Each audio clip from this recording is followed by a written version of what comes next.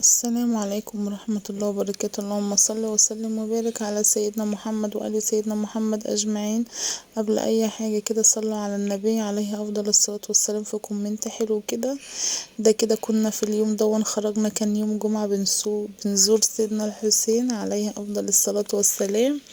في ناس هتحترض وفي ناس لأ أو كده، بس حبيت أشارككم اليوم ده. طبعا مش كنتش خرجت أولادي في العيد الكبير وكده، فقالوا لي يما تعالي نروح الحسين ونروح المعز وخرجينا وكده وبس. فعزمتهم بقى على الخروجه دي.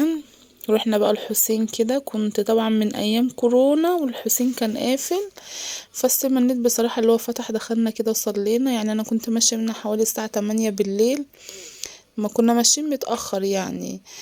بس ورحنا بقى كده، دخلنا زورنا ومحمد دخل عند الرجالة جوه وانا والبنات وقفنا هنا كده.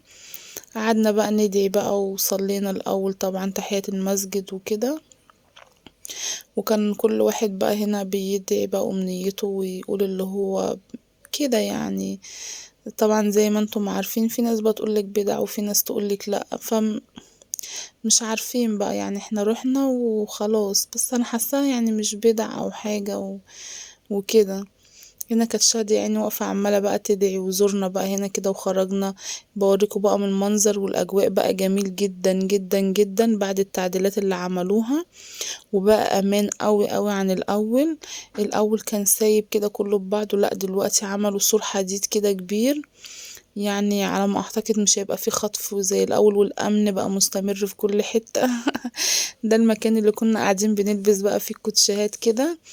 هنا محمد كان قاعد بيلبس وانا كنت بلبس الكوتش، وشهد بقى لبس تهيا وبتظبط بقى هدومها وكده. فطبعا طالما المعز والحسين يبقى لازم نرسم حنة اساسي طبعا. معز والحسين حنة، فريتاج بقى كده رسمت. كانت رسمة ريتاج جميلة خالص، بس محمزة يعني بوظها لها، بيحسب حاجة عادية بيمسحها لها باظت يعني. بس الست والله ربنا يجازيها خير، مسحتها لها تاني ورسمتها لها يعني من اول وجديد وكده. بجد من احسن الاماكن اللي بترسم حنة، اللي في الحسين او في المعز. الناس اللي هي السودانيين دولت، وناس محترمة او ناس كويسين بجد يعني. كل الشكر والتقدير ليهم بجد بصراحة. بس فانا مكنتش هرسم، قعدوا يقولوا ماما بالله عليكي ارسمي ارسمي يا ماما. قلت لهم يا جماعة لا مش قالوا لي لا بس معلش يا ماما ارسمي. بس انا كنت بقول لها انا بصور، قالت لا صوريني عادي، ده اكل عيش، انا هتكسف من ايه؟ صوريني. فقلت لها والله يا امي على راسي، ان انا يعني نزلني الشرف ان انا اصوركم وكده. ناس بتاكل يعني، بتاكل ايه؟ بيقولي بتاكل عيش بعرق جبينها. فناس كانت محترمة وكويسة قوي. عزمتهم بقى، هما اللي كلوا كريب بالبانيه، اللي كل كريب فراخ فاهمين، كريب لحمة كده. وانا بصراحة جبت الحمزة كشري طبعا عشان الاكل ده مش هيعرف ياكله، وانا جبت لي ربع فرخة وكده. وقعدنا بقى كلنا. بص الرسمة بتاعت الشهد رقيقة قوي، رقيقة قوي. او هنا بتقولي كنت عايزة اكتب امي وابي، فهتخلي الست تكتبها لها. كانت واقفة زعلانة عشان كتبتها للريتاج ومش كتبتها لي. قلت لها خلاص، فبتقول لها يا تيتا ممكن تكتبها لي؟ قالت لها ماشي.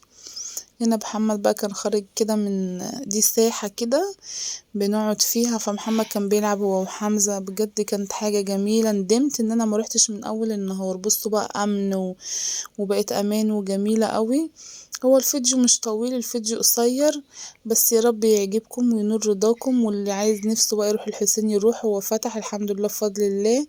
بس هو ده كان يومنا ودي خروجتنا، وصلوا على النبي عليه افضل الصلاة والسلام، ونوروني في قناة.